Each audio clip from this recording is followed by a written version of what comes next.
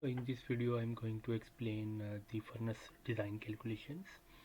So first of all, from energy balance we can clearly see that heat duty required is 79273.948 kilojoule per hour. We can convert this heat duty into BTU per hour by simple unit conversion, and we also know that we basically heat the process stream from 298 to 1273 Kelvin using the furnace. So we are basically considering the radiant section for the process stream heating and convection section for air preheating. The air for combustion process, initially it is preheated to a certain temperature, and then it is provided mixed with the fuel for the combustion process. So now we can assume that heat flux for radiant section is 800 BTU per hour per feet square. So we basically double it, the heat flux, and then we can see that alpha ACP is basically equivalent cold plane surface area.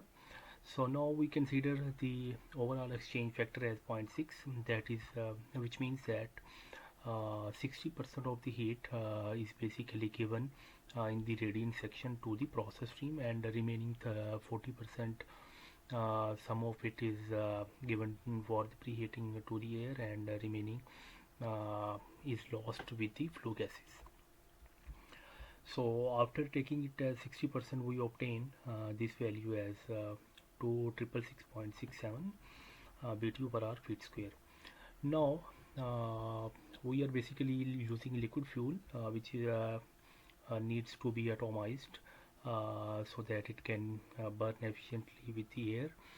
So for atomization purpose we need steam, and for heating for combustion process we basically preheat the air to 400 degree Fahrenheit, and 25% in excess is used the air for the complete combustion.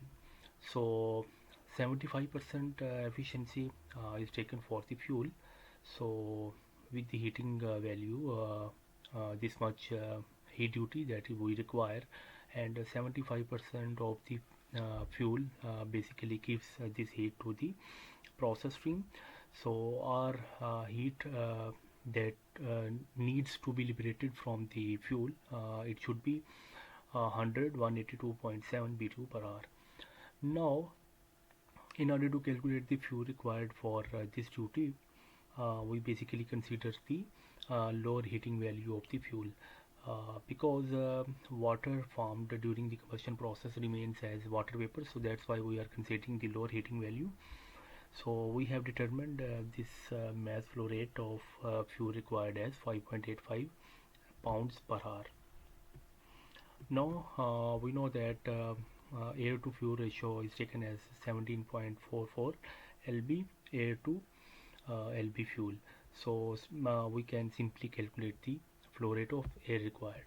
Now steam required for our atomization purpose is 0.3 lb steam per lb fuel. So we can easily calculate the mass flow rate of steam required.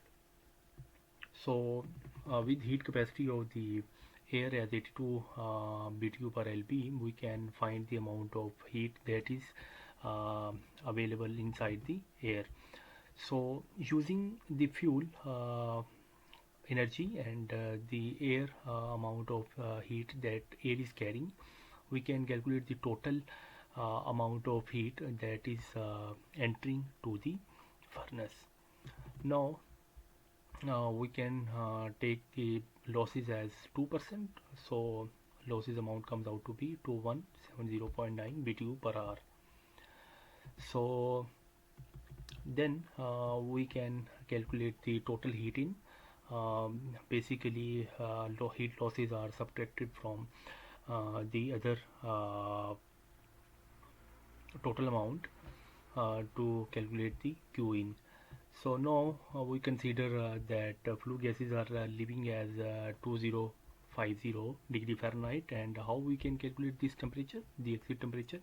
We basically will be using the figure 1 that is given here. So Based on this parameter that we previously determined and the surface temperature, we can easily find the flue gas temperature from this diagram. So now based on this exit temperature and the heat capacity of the flue gases at the exit, that is 500 BTU per LB, we can determine the heat transfer of the exit stream. All of these, this is basically mass for fuel, air and steam. So this is total heat capacity. So we can easily find the amount of heat that is leaving. So based on the in heat and out heat, we can find the heat that is taken by the process stream in the furnace. So now for tubes that are placed inside the furnace, these are taken as 2-inch outside diameter, 5 feet in length, and center to center distance is 3.5 inches. So we can determine the surface area of each tube using pi dl. This is diameter that is converted from inches to feet. So using the heat that is taken by the process stream and the heat flux and surface area, we can find the number of tubes that are required for the furnace, that are calculated as 25. Now we can find the equivalent called plane surface area, which is basically center to center distance into length of the tube, so which comes out to be 1.458 feet square. So now we can find the ratio of center to center distance over OD, that comes out to be 1.75, and based on this ratio we can find the alpha value. So we will be using this figure. So based on this alpha value, based on this ratio we calculated, we can based on the appropriate different designs, we can find the alpha value that is taken as 0.93 in this particular case.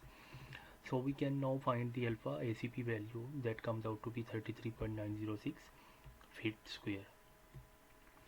So out of 25 tubes, we have placed 12 tubes on the end walls like in this way, and 9 tubes on the side walls like in this way, and 4 tubes on the bridge wall. So based on these number of tubes, we can determine the area for different sides like end walls, side walls, bridge walls and floor and arch. So in the end we will be just taking summation of all of these areas to get the total area, which comes out to be 80.52 feet square. So now based on this we can calculate the AE value, which is basically total surface area minus alpha ACP. So then we can just take the ratio that comes out to be 1.375. So now we can based on the dimensions, we can clearly see that this is approximately in a ratio of 3 to 2 into 1. So we can find the mean length using this formula, that is basically 2 by 3 into cube root all of these dimensions, so it comes out to be 2.5 feet. So that's all for the furnace design.